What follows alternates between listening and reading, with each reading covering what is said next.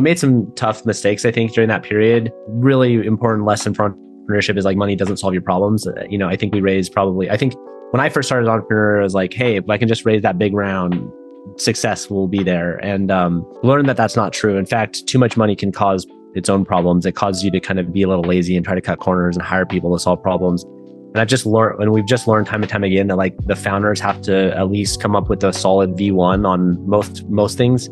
It's really hard to sort of outsource that. Cash flow. Cash flow.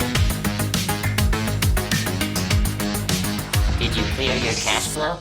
My guest on the pod today is Jeff Whitlock, CEO of Grain. So I think this might be the first guest I've had on the pod whose product I use every single day, literally. So I'm really excited about that, to dive into the product, hear about maybe some of the roadmap stuff you got, and also just kind of hear about the company and, history of the company and Jeff's journey as an entrepreneur. So, just kind of kick it off. Welcome, Jeff, to the pod. Thanks. Really happy to be here. Yeah, so I have to say, I was just saying in the intro, I use Grain literally every day. I used to take meeting notes. I no longer take meeting notes. I just solely rely on the notes that Grain provides me, like the full AI summary, and literally just like, I'll have a meeting, copy and paste that into Slack or like a CRM or something. And it's amazing feature. You guys really knocked it out of the park with that one. It's awesome. Love hearing that. Super cool. Now we just need to get you to automate that part of getting it to Slack and the CRMs. Maybe I can help you with that after the. Oh yeah, you got like a Zapier or something for that? No, well, we got integrations. So. Oh, okay, cool. Yeah, definitely. Let's dig into all that when we get into the product. So I think you aren't always the CEO of Grain. I think you joined through like a merger or I think some kind of acquisition or something in the early days. Yeah, a few years ago, I was working on a startup that did asynchronous video chatting. So it was kind of like, if you know the Slack clips feature, this was before that feature existed. It was just like a way for people in a work context to like record your screen or record yourself and just send messages back and forth as a chat app. Okay, cool. So I'm sorry, were you going to say something? Oh, I was just going to kind of say it didn't really like, we got a lot of great traction in the early days of the pandemic, but as the pandemic kind of went on and everyone's like the new normal is remote work, then a lot of the existing platforms like Slack and stuff started building a lot of our feature set into their platforms and just ultimately saw that there wasn't going to be a way to break in the market. So when that happened, that's when we knew the people. We knew Mike and Jake, the founders of Grain, and thought, hey, let's try to. We're both in this kind of similar video tech space, and we have similar capabilities, and so better join forces and try to build a better company together. Yeah, cool. Did those features get like merged into the Grain product, or how did that what did that look like?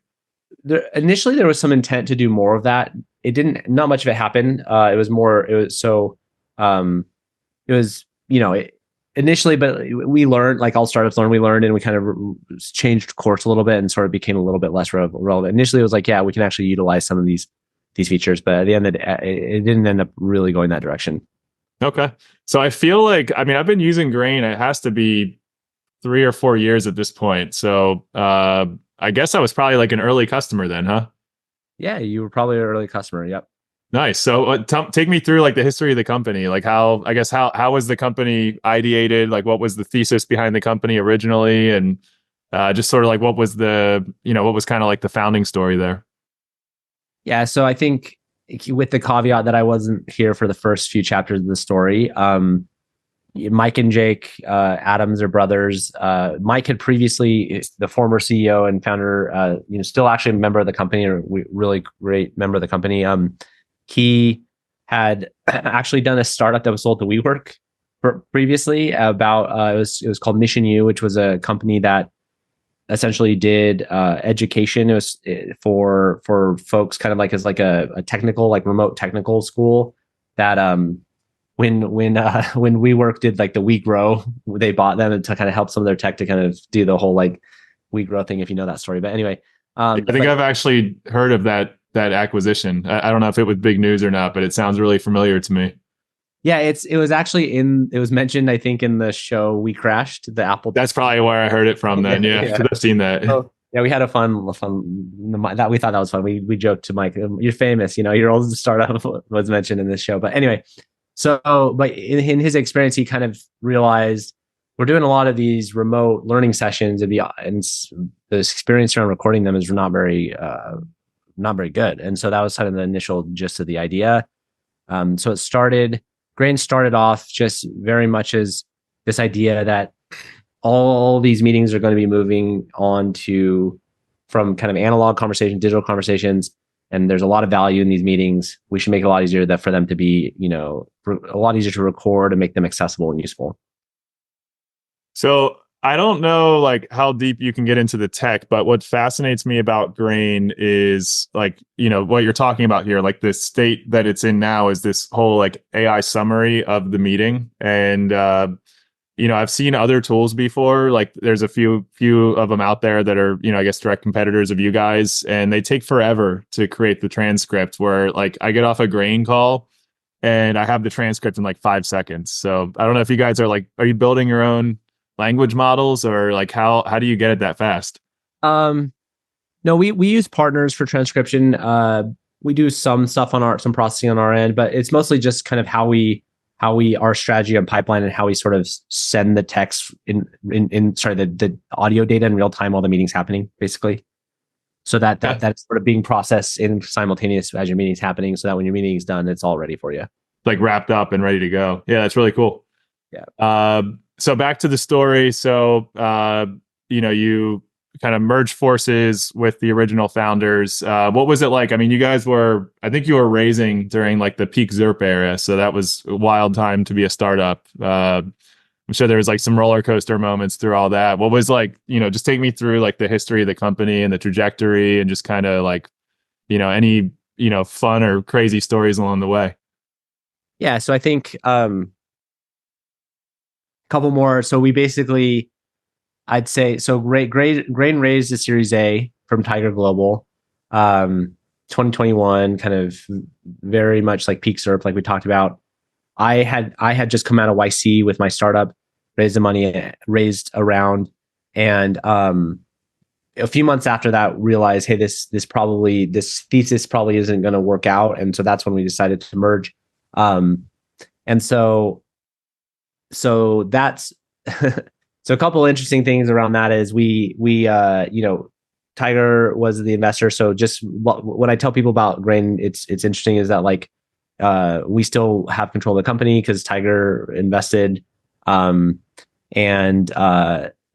Tiger has since become a re-engaged partner, but there was kind of a time where they were figuring their stuff out, and where it was just sort of, a lot of people when they raise a Series A, they bring on a board seat, they have a lot of close like oversight, but for us, we were, just given a lot of money and some like, just go figure it out. And so, we made some tough mistakes, I think, during that period. Really important lesson for entrepreneurship is like money doesn't solve your problems. I think we raised I think when I first started as an entrepreneur, I was like, hey, if I can just raise that big round, success will be there. And learned that that's not true. In fact, too much money can cause its own problems. It causes you to kind of be a little lazy and try to cut corners and hire people to solve problems. And we've just learned time and time again that like the founders have to at least come up with a solid V1 on most things. It's really hard to sort of outsource that. Even if you hire really talented people, you kind of are like a good analogy is like, it's like, you're building the foundation. And if the foundation isn't there, it's very unlikely for another person to come in and build a foundation and attach it to your foundation in like a very coherent way. So yeah, I think that's kind of like some broad brushstrokes of the story. But since then we've learned some of those tough lessons of overscaling, and we've kind of right-sided the ship. And now, I think we're trying to grow into those peak valuations, but things are going really well. We're growing pretty fast. I'd say one other interesting piece of the story is pre-AI. So when did ChatGPT came out? Like March of 2023 or something like that. I think it was early. It was like mid 2022. November. I think it was late 2022. Yeah, anyway, I think you're right.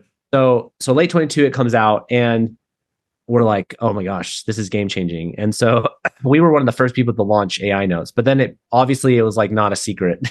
Everyone realized, because we had already, in the early days of sort of call it V1 of recording, it's like we had already had a few competitors and a lot of them had actually kind of died. Yeah, and V1 of recording is like record the meeting, transcribe, easy to find and search. That's like V1. And then there was still a few out there, like Otter, Fireflies, a few of that kind of first era ones that were around. And then with AI, there's a whole new batch.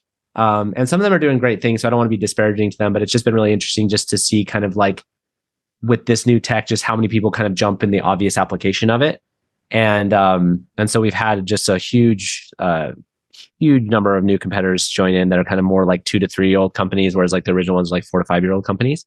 So it's been interesting to try to compete with them. And they often have like new, fresh blood, fresh capital, and we're still kind of going on. And that's been really interesting to kind of think about the strategic and market dynamics of our industry, and one with like obvious value, but not great moats. And so that's been really interesting, and not necessarily enough network effects for like there to be obvious winner take all quickly.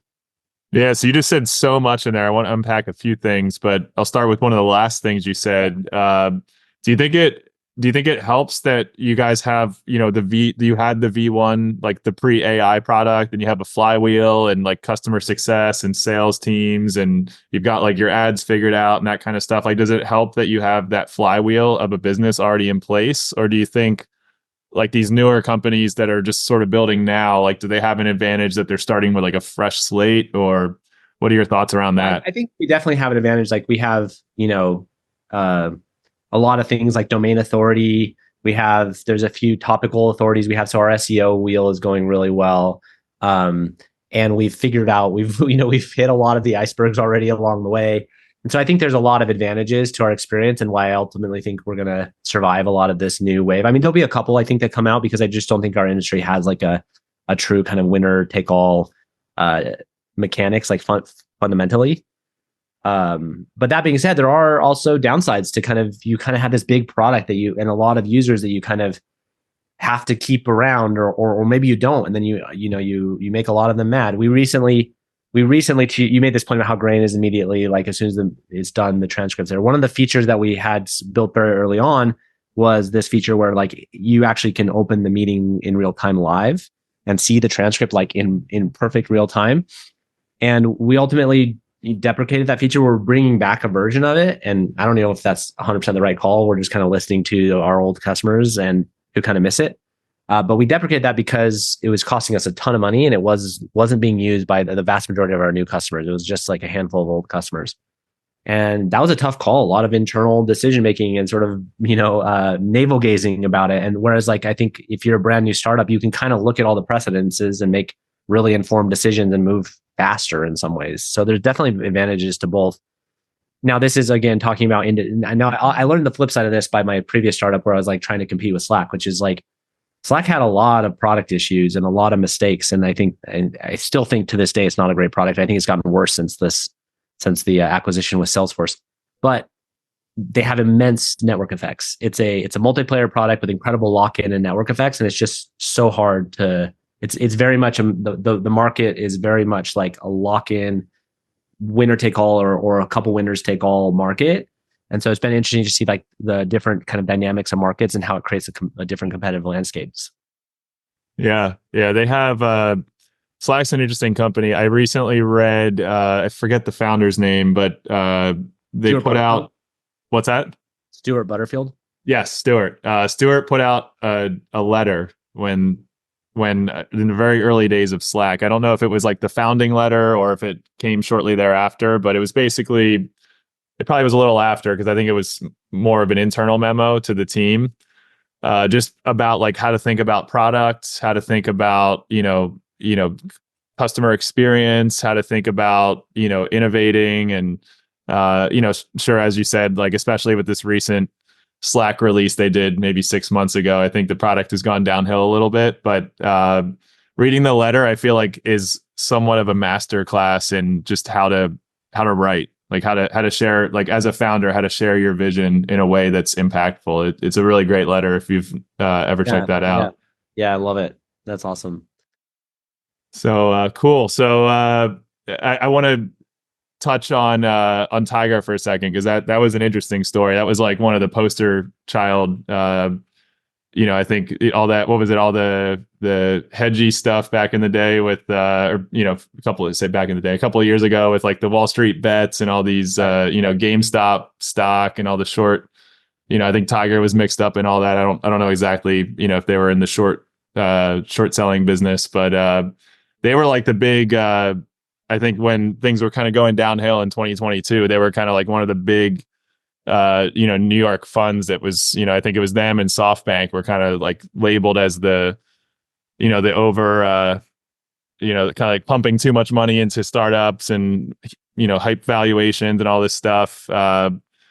What's been your experience like after they, kind of like went belly up? What was your experience with like dealing with them? Did they just completely go MIA, or are they, you said they're like, I guess the the what do you call it, like a trust or whoever took over the entities, are they kind of getting back involved with you guys at this point, or what's been your experience there? Yeah, I mean, I don't want to beat up on them. They're still a partner for ours. Obviously, they're invested in us, and we want to do right by them.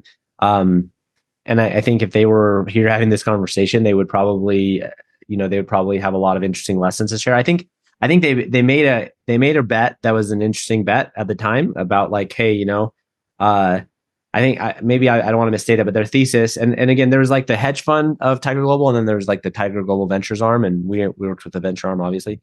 And their bet was like, hey, the entrepreneurs don't want a bunch of these value added services that VCs are saying they bring, and they don't really actually add that much value.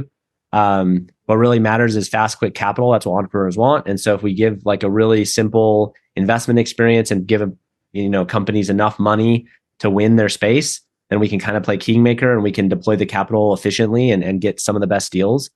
I think it was in some ways, in hindsight, obviously we see the mistakes and we see the, where that thesis was wrong. At the time, I think it was reasonable. It was an interesting, bold bet. And I don't ever want to like beat up on people for taking a bold bet. That being said, and I think as time goes on, that bet will look less dumb. Like I think they might have some winners in their portfolio. You never know. That's the crazy thing about VC and power law games is it just takes a while to see the full story. Who knows? Not saying Grain's going to do it, but like, if Grain becomes like a multi-billion-dollar company, it's like, make their portfolio look a lot better. Anyway, that being said, there are a lot of strange things about the experience, just having gone through it. Just like I said, it's like very uncommon for a post-Series A company to maintain control and have the board as we do. And that's awesome. I'm grateful now that that's the case because we were able to sort of like go slower and regroup. And now I think we're in a really strong position as a company. Whereas like maybe if that wasn't the case, we might have had more pressure to kind of like just keep pushing hard and until we ran out of money. But now I think we're in a good place where we're building a healthy business that's going to get profitable, and then we'll be in a position to take on more capital and try to win. It was also odd, just kind of like when the partners left, just kind of not knowing who to talk to, and just the whole thing was kind of weird. Like I didn't know exactly where to set board updates to, but like I said, they've since kind of gotten back together and reorganized, and we've funny enough, even before I talked to set up this podcast, we've been back in touch with them, and they've got a great partner that we're really excited to start working with. So that's why I said they're regrouping a little bit. Nice, that's good. Yeah, and it was interesting. I felt like in that 2022 time span, it went like the year started off where it was exactly what you said, like spend, grow, scale. And then it was just, there was like a week where everything just flipped, and all of a sudden it's like, lay off, like extend runway, slow your burn, it's like everything just flipped, and just, it felt like a coin, just like the flip of a coin, just like a moment's notice, everything just kind of like just changed all at once. Yeah. It was a wild time. Another wild experience, because you said crazy story. Another wild experience is we were banking with SVB. We had a lot of that Tiger money in SVB, and geez, we had got early win from some of our other investors about the potential to like riskiness of the bank, but we sorry, real quick on that. You said you got an early warning. Yeah, we were on some of the early like email lists of like, hey, to check out Tiger. They might be in a vulnerable position, and you're saying SVB or Tiger? Sorry, SVB. I'm misspeaking. SVB. yeah, so other investors told us about SVB having, potential issues with their capitalization. And so like we had as a team, we're like, hey, do we want to try to move? But we really liked the SVB team, and we had a venture debt note with them, and like if we were to pull money, that would break our covenants. And so for a variety of decisions, call them some values decision. Like what's funny is I literally just the couple weeks before this whole event, I just finished a book called Monetary Policy in the 21st Century by Ben Bernanke. Great book, by the way. Former Fed chair. He just writes a book where he kind of tells the story of the Fed, and he has a whole chapter on bank runs and why they happen, the psychology of them. And so I just finished that book, and I was like, this is going to be a bank run. And I just, like, on a values perspective, I kind of believed it was such a valuable institution that it would be backstopped, and that I didn't want to be a participant. And now maybe that's, now if they had, in hindsight, it's like I took the honorable position, and it was fine because the Feds and the Treasury stepped in. If that hadn't happened, I would have looked like an idiot. So that's why bank runs are really, really tricky. I think the game theory and the psychology of them are super, super complicated and tricky. But nonetheless, we decided not to pull our money. We kept it in there. But then once it was like, hey, the bank run's actually happening, we did try to move a little bit out, but like enough where we didn't feel like it violated our covenants. Just we had some to keep operating the company. But like there was a weekend where we were like, we put that in, I think, so late that we wasn't even sure we would get that out. And so it was like, dang, because luckily we had like a little bit extra in like another bank. But like we were like, frick, we're not gonna be able to keep running this business. And so that was a very, very stressful weekend. I remember, I think it was right before the Oscars. Yeah, you're right. Yeah. Right before the Oscars, Janet Yellen and Jerome Powell kind of announced, hey, here's the plan. We're going to save it. All the depositors will be made whole. And we're like, I can just remember, like, those was like most enjoyable Oscars of my life. I just relaxed, like, oh, all will be well. And then of course, in the startup journey, the next week, there's more problems and you're stressed out again. So I was down in Costa Rica when it was all going down with a friend of mine who's an executive at TD. Yeah. And he was like, I'm unplugging. I'm not going to check news or like check my emails. And then I saw the SVB thing and I told him about it. He's like, holy shit, what? And then he's like on his phone the whole time. Oh man, tough time to try to unplug. But yeah, that was nuts. So how early did you get the warning? I mean, I heard there was like circulating emails from VCs maybe like 2 or 3 days early. Yeah, it was just like that. I think we were just on some of those group chains. It wasn't like we had a super, super early insight. And to be honest, I even like missed one of them in my inbox. It was one of the other co-founders that saw it and was like, hey, we might want to look at this. Yeah. Wow. Yeah. Man, that was that all went down so fast. But anyway, let's move on here. So I'm curious, like after everything you've described, the kind of experience with Tiger, like the hands-off thesis for investing, definitely not normal. I think most VCs tend to get, relatively opinionated on, how to run the business and, making decisions and stuff like that. First of all, would you raise VC again if you were doing another company in the future? And would you rather have a more hands-on VC, or do you prefer the more hands-off approach of Tiger? Yeah, I mean, great questions. I think the first one is hard to answer categorically. I would say it depends, but I would be much more, I'd say, cautious in taking VC money. I think when I started my entrepreneurial journey, I just like, this is the way you do it. You get an idea, you get a little bit of early traction, you sweat equity it, and then once you can raise money, you should raise money because then you can pay yourself and grow and blah blah. I think there was like a very much like, this is the path, and I didn't consider many other paths. I would say if I were to do it again, obviously I think this time around I'd be in a position where I would have a little bit more starting capital and people who would maybe invest, but just as like, friends, family, angels, which I didn't have the first time around. So given that though, I would only take the money if I felt like I was in a market where I needed it to play and win. And I could talk to you about what I think constitutes that kind of market. But if there was a path where I could grow steadily without a worry of other competitors sort of, making the opportunity go away, I would probably try to march along the bootstrap path, as long as possible. Own your business, have control. It makes the big thing, in my opinion, it's not even about control. It's just about the optionality on like what to do if you create something valuable. It's like right now with Grain, for example, like we've built a valuable company. We have millions of dollars of annual recurring revenue. We've got a product people love, but even that, like if, for example, like tomorrow I got really sick and I'm like, I couldn't keep pushing this business forward. So hopefully maybe someone else could take control, but it's like, and I had a buyer. It's like the odds of like me getting a buyer that like can clear my pref stack and get me and me and the other key people who have spent their life on this business, like a return that we're all super just jazzed about is hard. It's hard.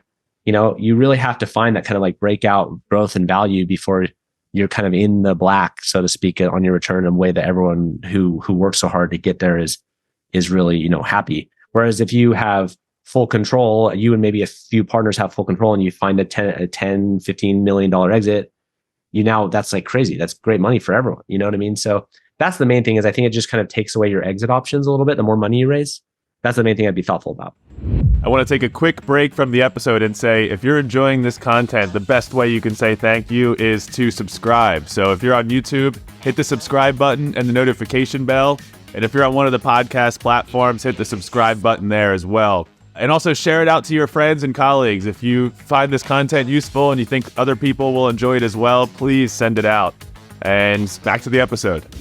You really touched on this. I wanted to circle back to it. The concept of the founders, the people who have the vision for the product really need to be super hands-on in the V1, both from, software architecture decisions to user experience and, customer experience and go-to-market strategies and how to, build, get the flywheel going, like the SEO flywheel you talked about, if it's paid ads, whatever the kind of flywheels of the business are, and sort of like the secret sauce of what makes the product the product.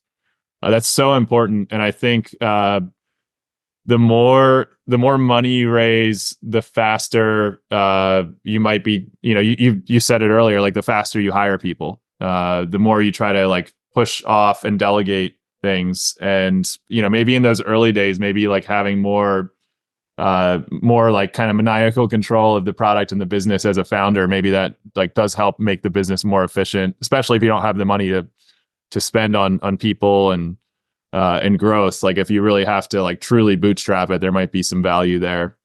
I think what's interesting, this is my like armchair sort of prognostication, is you have books like Blitzscaling. I don't know if you read that book. I haven't read that one. Reid Hoffman. Anyway, you have a lot of like Silicon Valley narrative that's like, once you unlock this mythical product market fit, it'll just, take off. And now it's about just like scaling as fast as possible and just get people to kind of like, essentially like, stop this fire that you've created, like channel this fire you've created, stop from burning everything else down.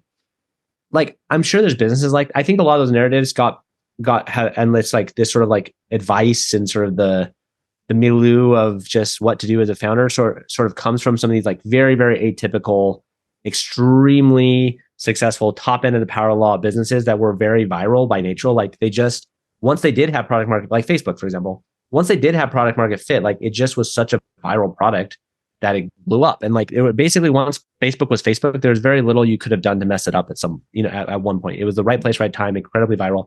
You could say similar things about LinkedIn. I'm not undermining the work that, was done along the way, but that's a very different type of business than one where, you've got product market fit, you've got a market, people like the product, but it's not so viral. You have to build growth channels, or maybe even multiple growth channels, or in synergistic loops, or like, I think there's more complicated businesses out there that need to be built. And I think a lot of people like are maybe take this thing like, oh, like every business is going to be on the trajectory of the LinkedIns and the Facebooks of the world. In reality, there's a lot of great businesses that are not on those trajectories. And so for those other kind of businesses where you need to figure out strategy, figure out how to get a moat, figure out maybe multiple different ways to grow, I think that's where it's like you just need to be really careful to not get ahead of yourself in hiring and have people like, hey, go figure out this part of the business when it's a core piece of the business model. Like I said, if your core piece of your business model is, run away viral growth, and no matter what's going to do, you're going to get it. And then you just need to figure out how to monetize it. Like that's, I don't know. I see them as being different. And I think that's where people get into trouble, where it's like, I've got product market fit. Okay, now I'm going to hire someone to do everything else. And when in reality, like for a B2B SaaS business, like sometimes your service model and your customer success model is a core piece to your growth engine, because expansions are key, and you got to make sure that's compounding. And so if you outsource customer success too early and tell someone just to build out the function without their understanding how all the pieces fit in together to create like the engine, that's where I think you get into trouble. Yeah, and I think also some of those books you're talking about and some of those companies, like they were all, the first batch of internet companies, like the early 2000s, I think the SaaS industry is much different 20 years later. Like in 2002 or 2001, you could, build a CRM and be, like a novel thing. Like you're the first, Salesforce comes out. They're like the first, cloud-based CRM that you can access in your browser back then. But nowadays you've got, a million and one of those. So I feel like, and back then, like moat was technology. If you could build it, that was like a moat because you didn't have AWS and you had to rack servers and you didn't have like all these, high-end frameworks like Laravel and Express.js and React and all these things. So you had to like actually write a lot of code back then. So like technology was the moat, whereas now I think like distribution is like the way to build a moat now. Like if you have an unfair distribution channel, like if you have like an influencer or you have some way to reach customers that's, not like the standard ways, then I think that's more the moat nowadays in SaaS at least. But there's like, you look at companies like Figure, they make those humanoid robots, and you've got like I forget, the Tesla Prime or Primus or whatever it is. Optimus Prime or whatever they call it. Like those companies, I think, are like pioneering new frontiers. But they're like the next wave of like high tech. Whereas like SaaS, I think, was like new and novel in the early 2000s. Yeah, no, well said. I think those are great points for sure. But yeah, I mean, OpenAI definitely, they were like the 10-year overnight success for sure. Barely anybody heard of them until 2022. So they definitely kind of like, they proved there's still opportunity in SaaS and tech platform development.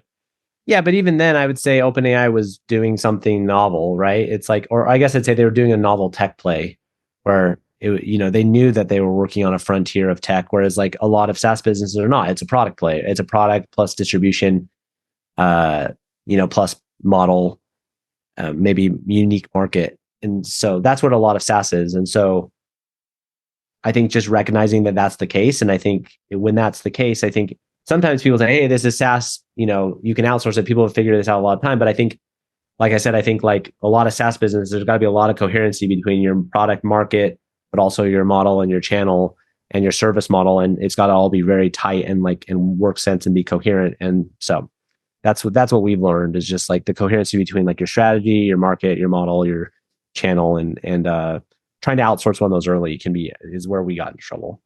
Yeah. I'm curious. Have you been following the 37 Signal guys with, they have this like once.com thing coming out. Have you seen that? I haven't seen it. No.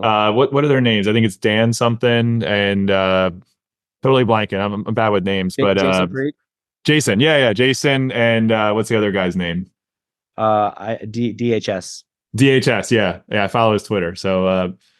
So they just launched a company called once.com, which is basically you buy SaaS once, and their whole, like, they did the founder letter thing where it's, what happened to the days when you buy software and you own it and blah, blah, blah. And, so they're trying to build like they're basically trying to clone every SaaS category one by one and launch them as like, you buy it, you own the code, and then you just like pop it up on a server. And there's all these people that are like really, promoting this new idea for like the future of software. Like you just buy SaaS once and then you just put it on a server. I don't really fully get it because the whole reason I buy SaaS is because I don't want to maintain servers. So I was curious if you had like heard any of that or. As a SaaS CEO, I'll tell you my reaction to that, even though I don't know all the content. Yeah, lay it on me. Just told me.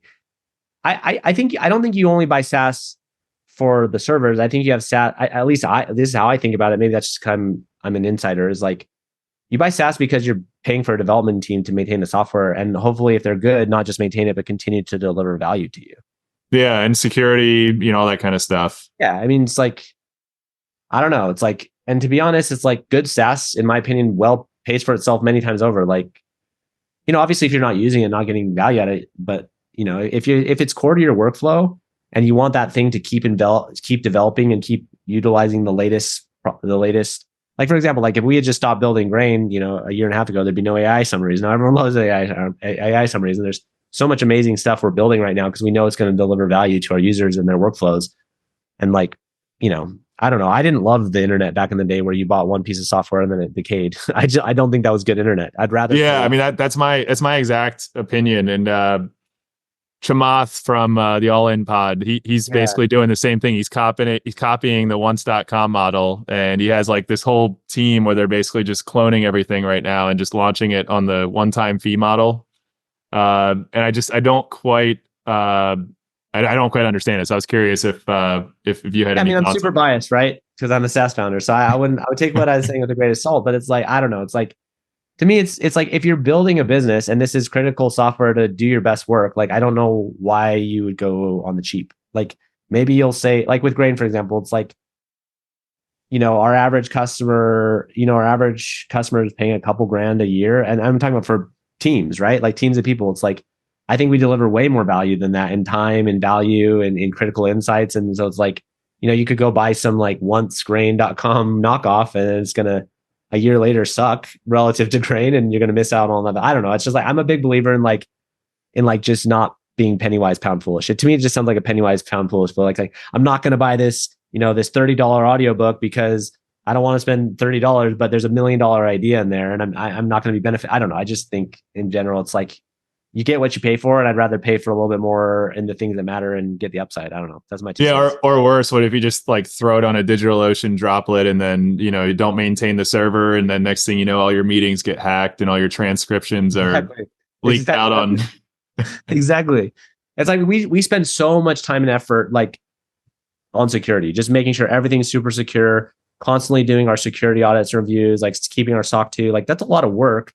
I wouldn't spend time on that if I was running a business. Like, why would you want to spend time on that across 50 different random apps that you have running on your own droplet? I don't know. It's just weird. I don't know. I mean, that's exactly. That's exactly. I think probably if I'm going to steel man what they're saying is like, I think they have a vision, or at least, I don't know about the Jason Fried person, but I think I know Chamath's thought process a little better. It's like, he really believed in this vision of like two people and OpenAI building companies. I think that's his vision of the future. And I guess I could say if you think that's really going to be the future of software, where like a couple people, like 2 to 3 people, maybe even one person, and OpenAI is going to be building great businesses, then I could see a world where, you don't have the money or because you're just bootstrapping these things. And so just buying 7 SaaSes that you need to build your business and hosting them all, and AI can do all the security management. I mean, maybe that's the steel man is like, it's like, because in the early days, you're going to need to be super frugal because you're just going to totally bootstrap all these things. I don't know. So I definitely am like super pro AI. I think it's going to change a lot of things. I heard the best argument for why AI is not going to take everyone's jobs and destroy the whole world, like destroy the economy and all this stuff. I heard the best argument for that the other day. And basically it comes from someone who, like eccentric consultant, worked on like big Fortune 500 implementations, worked on like multi 9-figure implementations of SAP. And basically they said like companies can't even implement an ERP properly half the time, and it costs like hundreds of millions of dollars. Like, how are they going to implement AI across their whole company and like automate everything? They can't even get like basic software working properly. Yeah, I guess unless you believe the AI is gonna, I don't know. I'm very much optimistic about AI, but I think there's a lot of hype, and we'll see. Maybe I guess Elon Musk just said by the end of next year there'll be AI smarter than all humans on Earth or whatever.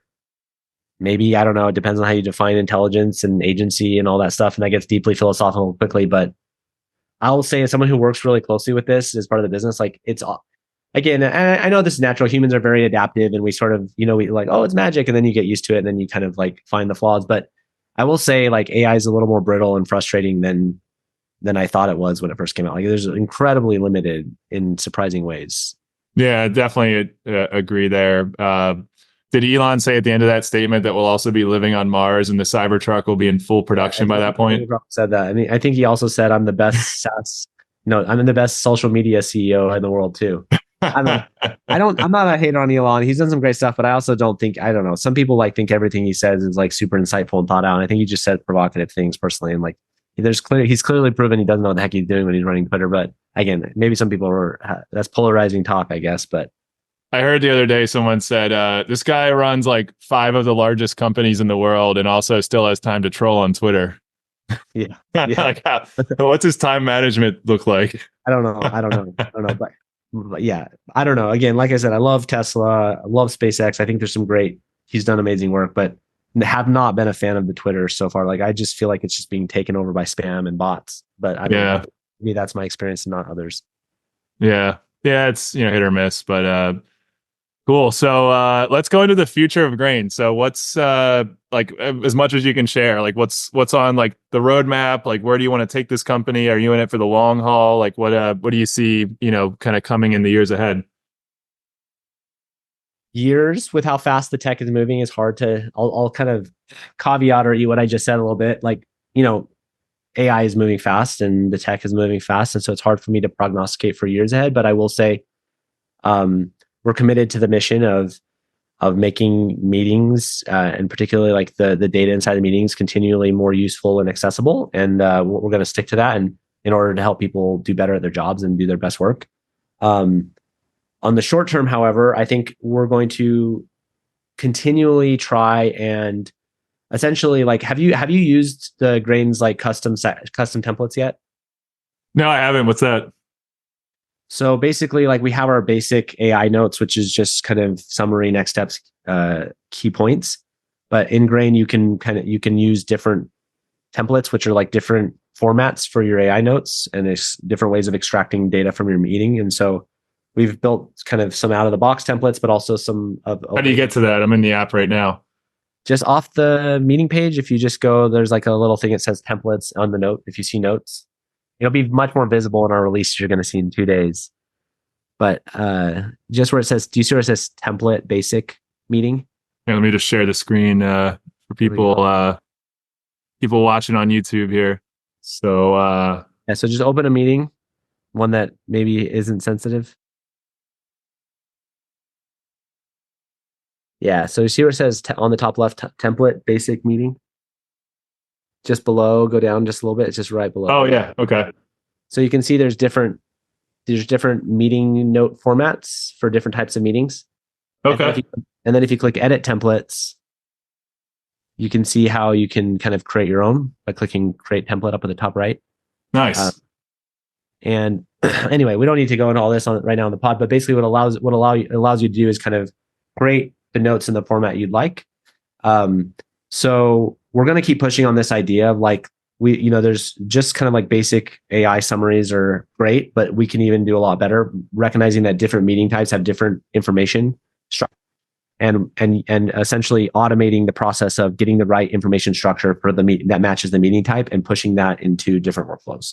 So that's kind of one of the next big kind of themes we're working on. We're also so it's more like a system level prompt for the AI when it's generating the meeting notes. Like it kind of prescribes like what the purpose of the meeting notes are. Yeah, exactly. So for example, if you're running a sales meeting, a lot of sales people have very structured discovery calls. Like so you might use BANT or Medic or whatever, where it's like, what's their budget, what's their authority, what's their need, what's their timeline, and you just extract that information. And so now that information, it's in the notes, but it also can now be used to update your CRM. Wow! So you can just map it right into the deal in the CRM. Yeah, exactly. So that would be a sales example, but there's other types of examples for like product management. If you're doing like a customer check-in, you might have a section called like, product pain points, and you can map those directly to product board or whatever it might be. And so that's the idea, is like extracting the right type of information for each meeting type and then kind of automating workflows around that. So that's one. Two is, and this will be a little bit less relevant for the non-sales folks, but we're doing a lot of work around deal insights and deal management inside of Grain. So that'll be something that's going to be really benefit to our people who use us who are sales oriented or customer success oriented. So the ability to kind of use the content of the calls themselves to sort of help you get a very quick understanding of the overall status and risks and opportunities of deals. And then we're going to keep just pushing on. There's just a very, very, very long tail of usability. We're about to ship trimming, which people have been asking for forever. To trim the videos, video editing and video trimming. So there's just still like a lot of kind of like core video engagement interactions experiences that we're going to keep pushing on. So how do you? I always love this how different SaaS founders answer this question. So how do you decide what features to focus on? And how does that differ from the early days of the company when you're still like figuring out the product market fit versus as you reach more maturity? Yeah. So the way I think about it is at a high level. Well, first of all, there's a strategy. And the strategy is essentially, in my opinion, it's defining where are you playing in the market and what's your theory on how you're going to capture the opportunity or win. And that strategy should inform all your decisions. Then, so that's kind of at the macro level, and we could talk more about strategy if you want how I think about it. Then you have at the micro level, I have some kind of like broad-based heuristics that kind of we don't perfectly follow, but they give you rough guidelines. So at this stage in Grain, we spend about 80-20 or 75-25 off. We call it offense and defense. Offense are features that we feel are like moving the product forward and going to help us get new business, either by selling new people, getting more people to convert, or maybe getting more people to upgrade. So it's like going to build the business and make it go forward. Is an offense feature like a new feature in the market that nobody else has? Yeah, exactly. Well, I'll come to that. But basically just think about offense. The way we think about it is like, it's going to get us new revenue, new business, essentially. And then defense is things that's going to help you hold on to your existing revenue. So that's one kind of simple heuristic is like because I think what happens to a lot of established products is they just build all defense. It's all about just like, how do we keep our existing revenue? They're not taking big new bets to kind of expand their market or entice new users over to their platform and stuff like that. I still think defense is very important. And that's like trimming, for example, would be a defensive feature. Like, I don't think it's going to help us convert anybody additionally that we wouldn't otherwise convert, or it's not going to make anyone pick our product over competitors. But it is something that our existing user base really wants, and that we want to continue to make that product better for them and like solve their pain points.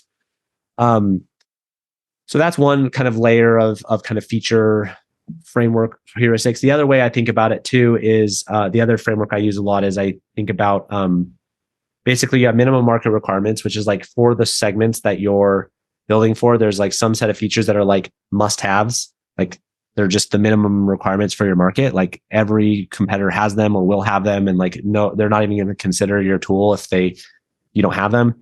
Then you have differentiators, which are things that you're building that are unique and different in areas where you're pushing out in other areas you don't think your competitors are pushing out.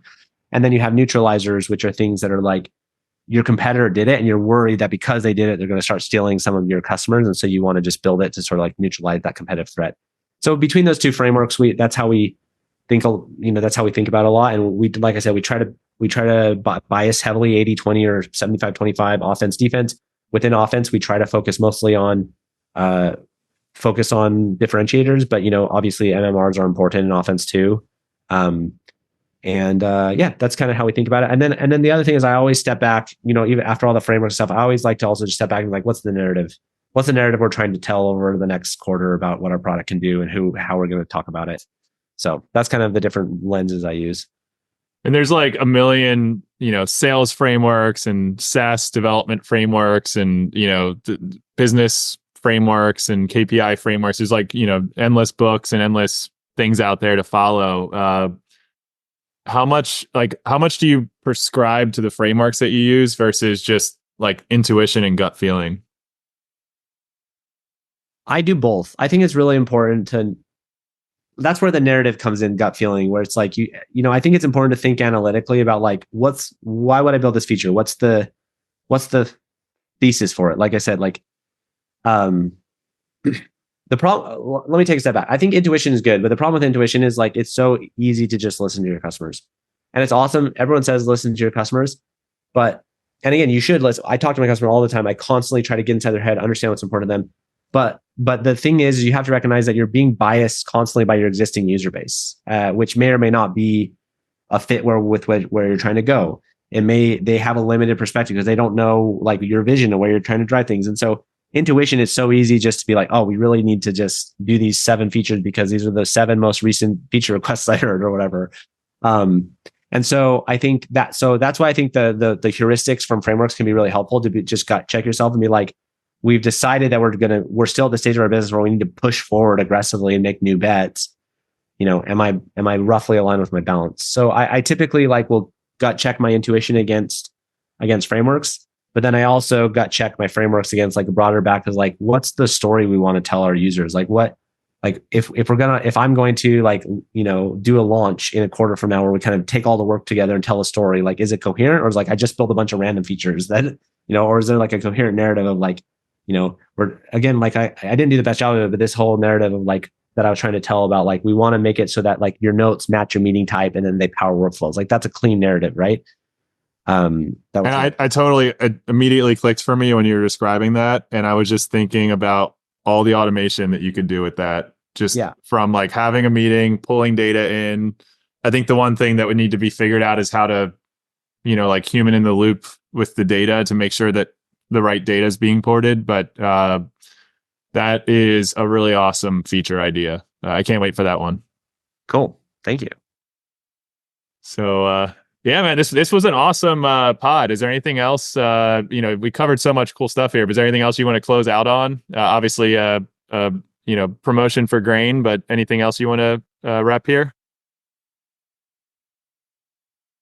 Yeah, I think that I'd just say we talked a lot about you going back to this question of should I raise or should I not raise? I think the thing that I would say is a more foundational question is should I do a startup or not? So I don't know if that's interesting to your audience or not, but I have a lot of startup friends and we always talk about is this the right journey to go on? Because it's awesome. We've learned a lot. It's cool. I love the journey. There's also a lot of costs, right? It's you work probably a bit more than you would if you had kind of a more 9-to-5 tech job or whatever. You have a lot of opportunity costs and salary, especially early on. But yeah, so I think it's a tough decision, but I'd say I'm really glad I did it. And I think my general kind of, I don't think there's one answer, obviously, but I think that I think the worst reason to do a startup is to just because you think it's what all the cool kids are doing and what you should do. I think it's overly glamorized, but at the same time, the personal growth and learning that come through it is sort of maybe underappreciated. So I think at the end of the day, the worst reason to do it is just because you feel like that's what you need to do. Actually, the worst is because you're going to get rich. I don't think it's probably, money is the worst because I think there's probably better ways to make money. The second is just because you feel like that's the cool thing to do and I want the social. But the reasons why you should do it is if there's something that you just want to build, you're so passionate about building it and you're I need to build this or I need to solve this problem and no one's solving it. That is a fantastic way to do it. And it's going to, that passion for whatever you're building is going to drive you through all the ups and downs. The second is if you're I want to go on a journey that I'm just going to learn, it's going to be super painful, but it's going to stretch me in some really uncomfortable ways that help me grow.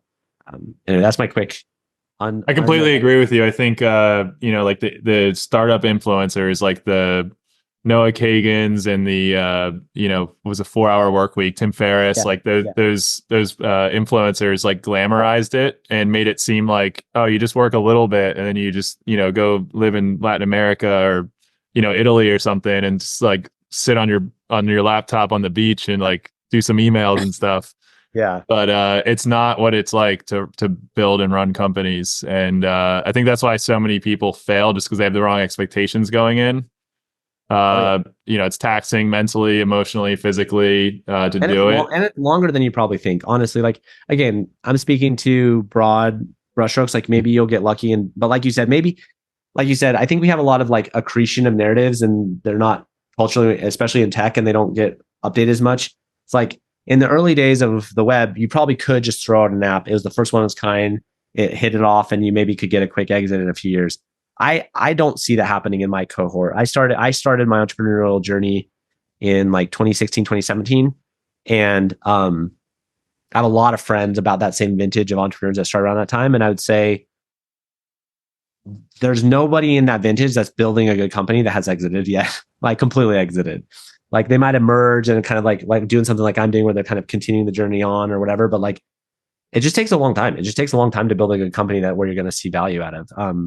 Again, like I said, it can happen, but it's just probably not going to be the case. Yeah, 100%. And I totally agree with your point about you mentioned that like you have to want to build, and I even take that a step further and say you have to be obsessed with building. Like you have to just love that. you have to just be like obsessed with wanting to build things and just make them great and just constantly refine and improve and iterate. And that's like, I think the key quality, that with like perseverance, I think are the two key qualities for it. But yeah, this was an awesome pod, man. Thanks for coming on. Yeah, it was super fun to connect and chat about things. Cash flow? Did you clear your cash flow?